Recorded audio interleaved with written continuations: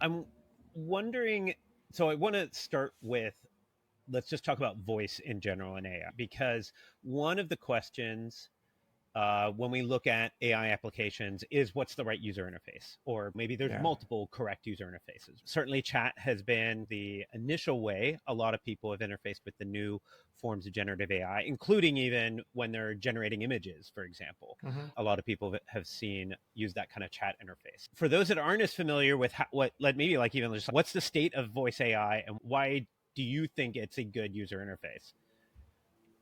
Oh, that's so one thing I definitely can answer. The second one, I think I'm gonna start with the second one. So Okay. interesting thing about the interface was that the company I was working for, Tele, they were using it by as a phone interface. And then Mm-hmm. when you're calling someone, this is the only interface you have. So it led us to an idea of, okay, so there is a UX user experience, but not like usually people think about putting things on screen, but now you have to figure out what is the best experience, how to Right. design it, like when to talk, what pause is like awkward, and like what happens when people talk too fast and what do you do and so on. So that was fun.